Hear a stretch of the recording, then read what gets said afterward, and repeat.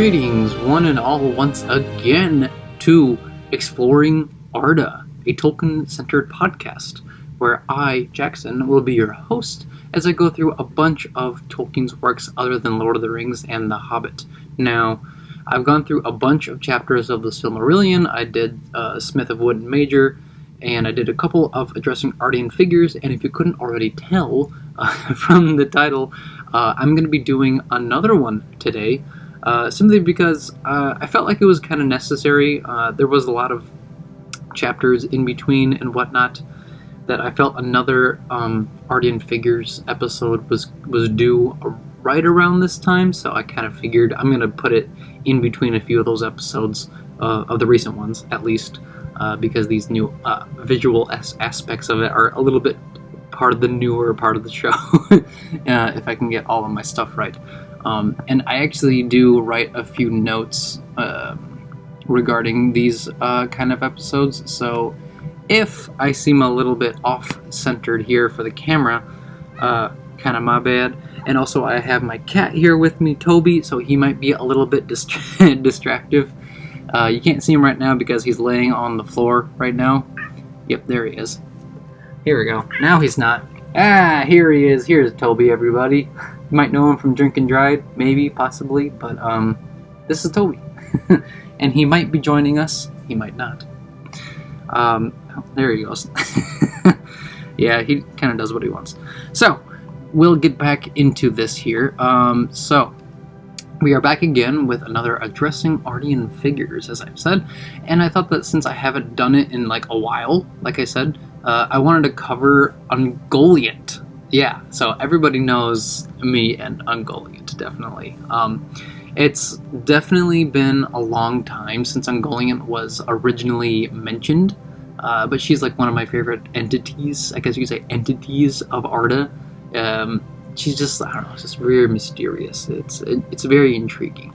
Like, you guys all know my absolute, like, fascination with Ungoliant if you listen to my other episodes previously. But if you haven't, I guess just check those out, because I think it is the one with the Darkening of Valinor, where Melkor and Ungoliant go in and destroy the trees. But yeah, check it out if you haven't already. But as for now, we actually are going to go right into the introduction of Ungoliant, now that I kind of mention it. So this is when Melkor decides to ally himself with Ungoliant. But I think it's more for like bargaining and sort of like a dark trade. If Ungoliant would help Melkor destroy the Trees of Valinor, because because Melkor just wants to destroy everything that the Valar pretty much strive for, anything that's in defiance of Iluvatar or Iluvatar, either pronunciation. I accept either way because I say both.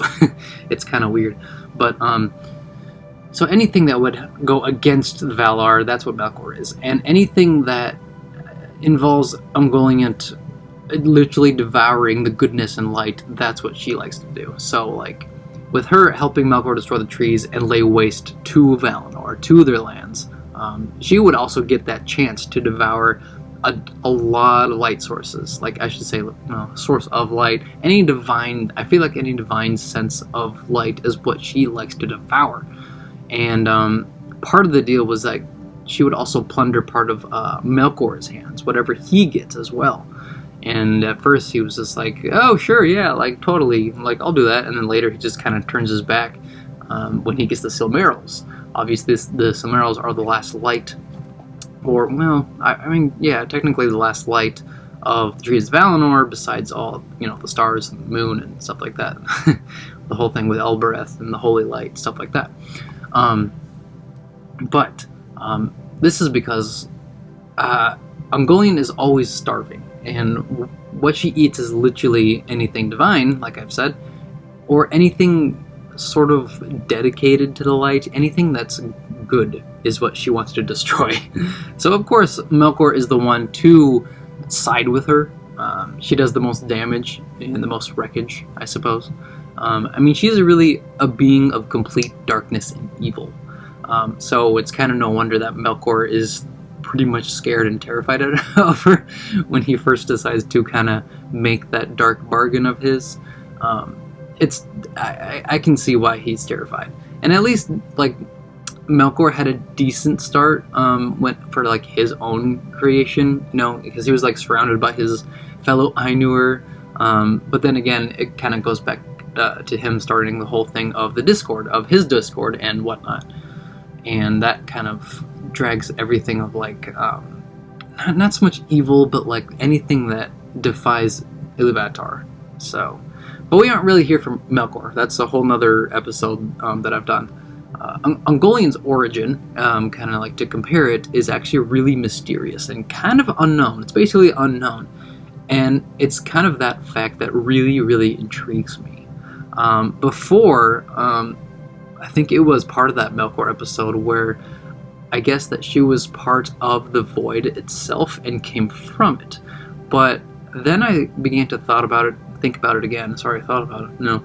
I began to think about it again. And the void is exactly what it is. It's an expanse of nothing. There's no life there. So, sure, it's practically darkness where, like, you know, nothing is seen or felt, or you can't, you know, there's no presence of it. But for an entity to originate and kind of reside there doesn't really seem plausible, at least in the sense of what Tolkien created for Arda. So I began to think again, and this is kind of where the theories part of this segment kind of comes in. And I'm close to thinking that Ungoliant is like the Maiar who turned evil, even before Melkor's marring of Arda. But this is still after Melkor's discord. And then that got me further thinking that it might even be possible. Hear me out here. It might be possible that during Melkor's discord, the whole thing of his theme trying to overpower Iluvatar's theme, that Ungoliant was born out of defiance of Eru Iluvatar. And of course without Melkor's knowing at first, because otherwise he probably would have known about her way before. So for me, that theory would be possible, because by the time Melkor meets with Ungoliant, sorry, Toby is, he's distracted me for sure. I've kind of lost my train of thought here. Okay, so yeah, the theory of Ungoliant being a Maiar, by the time that Melkor meets her, she's already this really big colossus entity that takes the form of a spider, obviously, as we've read, and she's eating all the light that she can, and spewing forth, you know, these big terrible smogs and poison, and, you know, she twists everything, and it's terrible. And I thought about it, and I was like, well, it probably takes time to make a being that horrifying. Oh my goodness. And that's even enough to frighten Melkor, or Morgoth, you know, the black foe of the world. I mean, you have to do a lot to really frighten Morgoth, I feel like. So, my ultimate guess of Ungoliant is this: that she's one of the first Maiar born out of the discord of Melkor. And as Melkor began his marring, the stronger and bigger she grew. And I did think of her possibly becoming being an Ainur as well, like kind of like a forgotten figure of some lost mythology. But the Ainur were created by Iluvatar, and his will was for pretty much everything good and light.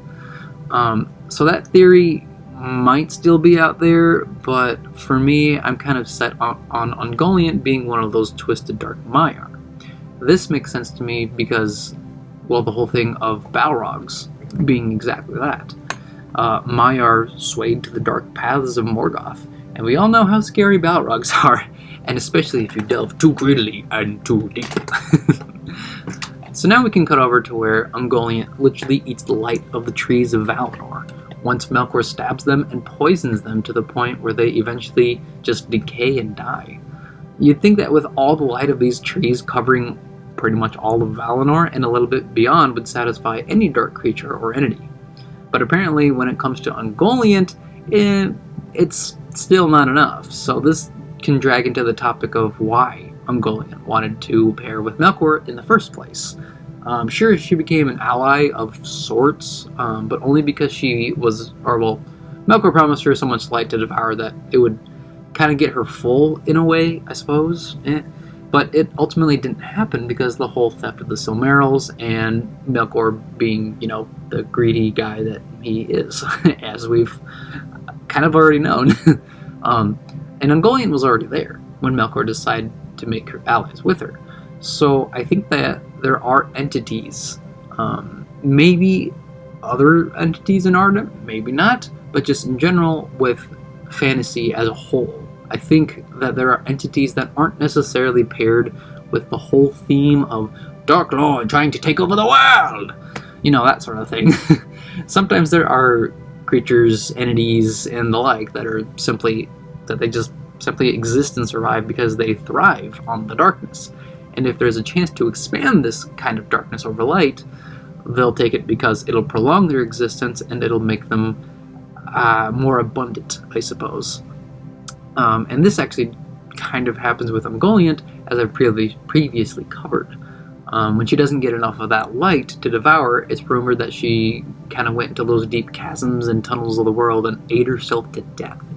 It's absolutely horrifying to really think about it, but she is kind of the darkest entity of Arda, at least in my opinion. I feel like she's more terrifying and dark than Morgoth himself, and only because of her everything that this episode's been about. I mean, really, her smog and vapors cause the living and lush environments of Valinor to literally just twist and wilt in a dark fashion. And when it comes to the region of arid Gorgoroth, the elves who venture there, they never want to really return again, as their minds and thoughts just become twisted and evil too. And not just that, no, but the waters are poisoned as well, and the creatures are all twisted and nasty and stuff like that. And it's definitely scary to think that even after Ungoliant's death, she still causes havoc and despair. And of course, we can all recognize Shelob, the spawn of Ungoliant, as one of the major problems when it comes to Lord of the Rings. But even then, Shelob isn't quite near the problems that Ungoliant faces. Oh, and Toby wants to have some cuddles, but this is not the time. Come on, Tubbs. Not right now. Not when I'm recording. Come on, dude. He's getting in the way. Hold on. Sorry, guys. Alright. Shelob, there you go. Shelob seems to kind of stay where she is. Kind of in those peaks of Gorgoroth, kind of near Cirith Ungol, the Dead City. But what she feeds on are actual living beings compared to Ungoliant feeding off, light itself. So, but yeah, so I think that I've covered most, if not all, of what I wanted to say about Ungoliant and who or what she might be. If you've read the Silmarillion, you already know kind of what she does, even if I already told you in this episode or in the previous episodes. So just let me know your own thoughts, possibly, about Ungoliant, and if you agree with me or not, because I would really love to hear what you guys have to say about Ungoliant, arguably one of my favorite entities of Arda. I would absolutely love it to hear from you guys. And if you do like what I'm doing here, and this is still way in the future, and who knows if you guys can stand me, the physical part, actually seeing me or not. I don't know, we'll see, because thank you for all of the viewers and listeners on YouTube. It's been incredible to see that even though it's not a whole lot of views for me, it's a lot of views for me. I'm not quite used to this, so thank you for all of the new listeners, old listeners, probably mostly the new listeners, I'm assuming. And I hope that you guys enjoy what I'm doing, because I absolutely love this project that it's not even that far in. That's the thing. I'm barely halfway through the Silmarillion, and that's just one of the books. And I'll be doing one of the short stories of Tolkien's probably soon, since I've done this Ardian Figures. It kind of made me realize I haven't done one of the smaller stories of Tolkien in a while. So stay tuned, definitely, for another segment of Tolkien Tales, as I've previously titled it as. I think it's kind of clever like that. So, with that all being said, just stay tuned for the next episode. And may the light of Elbereth be with you all. Farewell!